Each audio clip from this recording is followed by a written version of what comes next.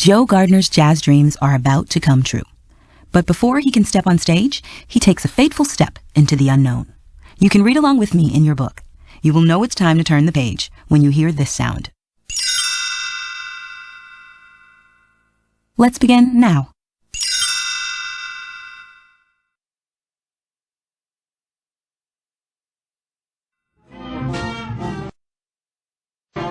Joe Gardner fought the urge to cover his ears. His middle school band students were playing a basic jazz number, but they couldn't keep up, keep time, or keep still. That same day, Joe learned that his part-time teaching job had been made full-time. But Joe's dream was to play jazz. He believed it was what he was born to do, his true purpose.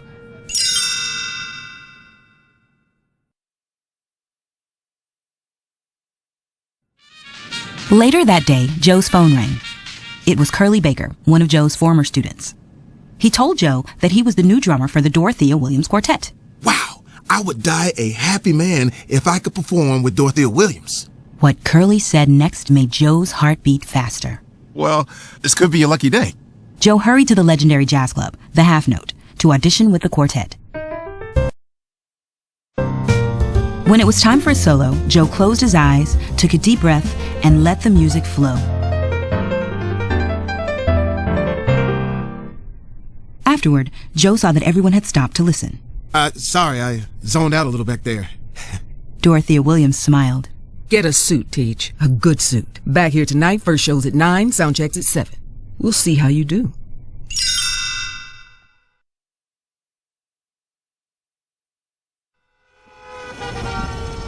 Joe walked through the city, chatting on his cell phone and sharing the good news. You're never gonna believe what just happened. I did it. I got the gig.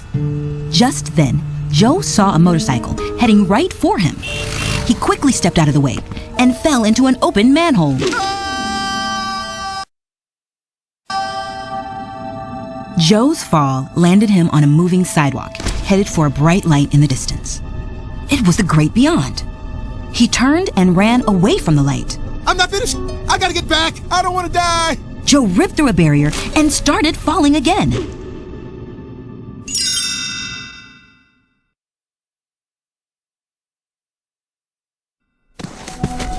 This time, Joe landed in a beautiful, bright meadow. A counselor named Jerry appeared and welcomed Joe to the U Seminar, where new souls prepared for life on Earth. Jerry thought Joe was a lost mentor, a soul who had lived an amazing and inspiring life. Mentors help new souls find their spark and earn their Earth Pass. Getting an Earth Pass would be Joe's ticket home. Meanwhile, high above the moving sidewalk, the U Seminar's accountant, named Terry, counted the souls as they passed by. Suddenly, she stopped. There's a soul missing. The count's off.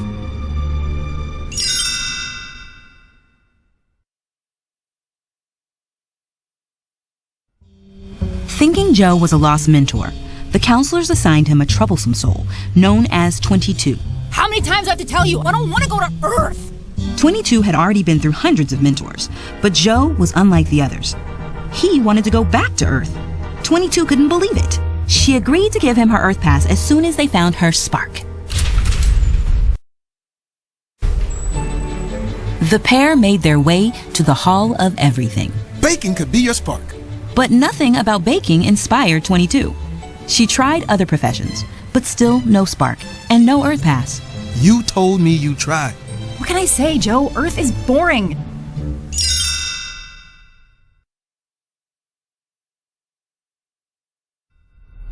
"22 had another idea. She took Joe to the astral plane and introduced Joe to a crew of quirky characters, the Mystics, led by Moonwind. Though the Mystics' minds were in the astral plane, their bodies were still on Earth. The Mystics, in the habit of helping lost souls, helped Joe open a portal to Earth. Joe closed his eyes, focusing on his body on Earth. When he opened them again, Joe could see himself lying in a hospital bed, a therapy cat curled in his lap.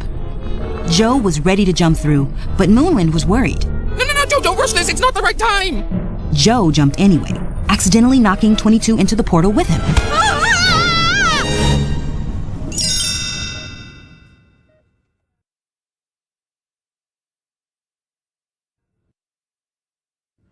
A moment later, Joe cautiously opened his eyes.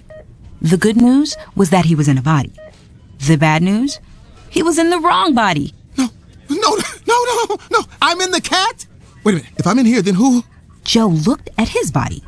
22 was in there, and she was horrified. I'm in a body? No! Joe did his best to stay calm. This was all Moonwind's fault, he decided. Okay, gotta find Moonwind. He can fix this.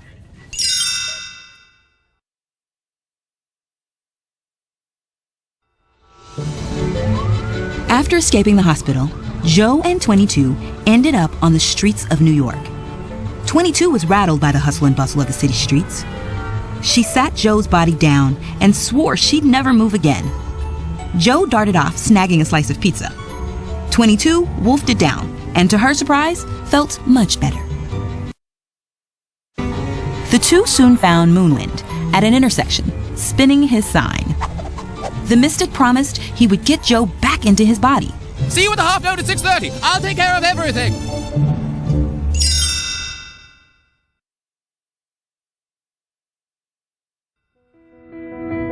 Once they got to Joe's apartment, there was a knock on the door. It was Connie from Joe's music class. She told Joe that she wanted to quit the trombone. But when Connie played, it was clear she loved music. She just needed a little encouragement to stick with it. 22 was feeling something she'd never felt before. Inspired. I'll help you. But I want to try a few things while we're here. If Connie can find something she loves, maybe I can too. 22, dressed in Joe's trusty old brown suit, and, after a mishap with some electric hair clippers, hurried to visit Des at Buddy's barbershop. 22 liked sitting in the barber's chair. She soon had the whole room gossiping, laughing, and even philosophizing with her. No one had ever seen that side of Joe before.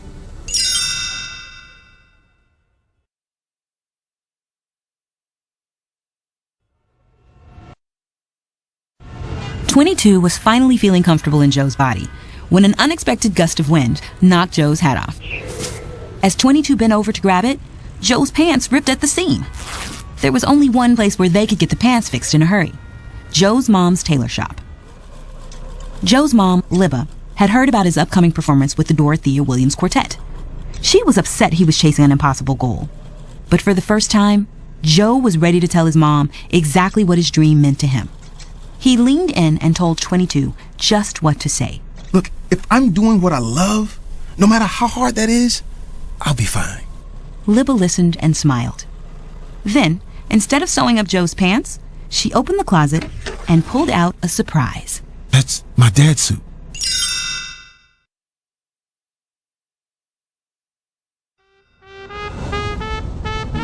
As Joe and 22 waited for Moonwind outside the half note, 22 watched a maple seed slowly spin to the ground.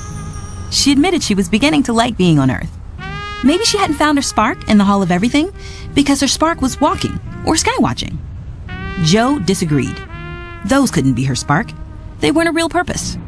She would just have to try again when she got back to the U seminar. No, I've got to find it here, on Earth. This is my only chance to find my spark. 22 ran down the street and ducked into a subway station.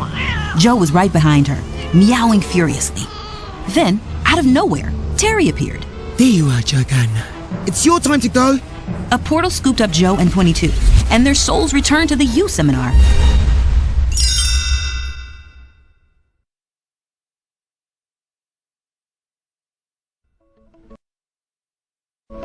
Joe was upset. He'd been moments away from finally playing with Dorothea Williams.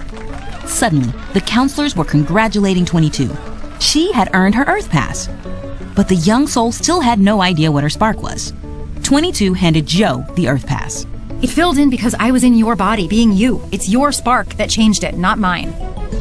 22 slipped away, leaving Joe alone at the portal's edge. Curious, Joe asked one of the counselors what 22's purpose was. What had finally completed her Earth Pass? The counselor just laughed. They didn't assign purposes to souls. Joe refused to believe the counselor. After all, music was his purpose. It's what he was meant to do. Joe took the Earth Pass and jumped into the portal.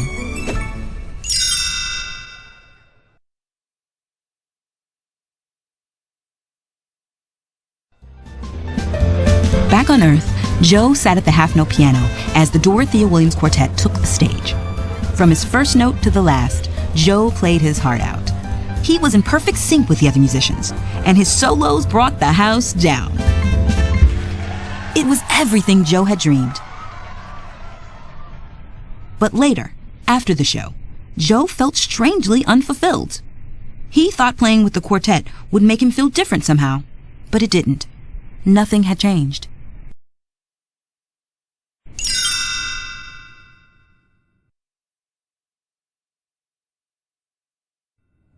Back at his apartment, Joe sat at his piano. He noticed his pocket was filled with items 22 had gathered during her day on Earth. He dumped the objects next to the piano and began to play. As he pressed the keys, he considered the items. They looked so small and ordinary, but they were reminders of the little things that 22 loved about life. As Joe played more intently, he closed his eyes. His focus grew, and he entered the zone. Then, when he opened his eyes, he was back on the astral plane. Moonwind was waiting for Joe. Something was wrong. 22 wasn't herself.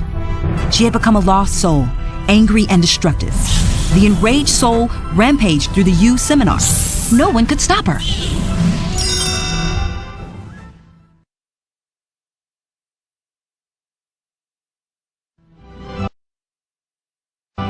No! Wait, 22, I was wrong! Joe apologized, promising 22 she was ready for Earth. But 22 couldn't hear him. In a last desperate attempt, Joe reached out and placed a maple seed in 22's hand, a reminder of her love for Earth. Finally, 22 began to calm. Joe gave 22 back her Earth pass and walked her to the edge of the Earth portal. But we never found out what filled in my last box. Joe smiled. It doesn't matter. It's what you do with it that counts. He promised to stay with 22 as long as he could. Relax. I've done this before. Ready? 22 and Joe leapt into the portal, and 22's Earth pass began to glow. He smiled reassuringly as she let go of his hand, and Joe returned once more to the great beyond.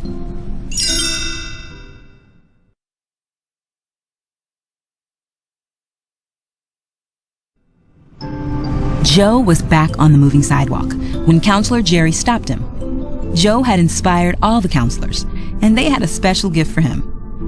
An Earth portal materialized beside the sidewalk. And so, Joe took one more fateful step, unsure of what lay ahead, but prepared to appreciate each and every moment of his wonderful life.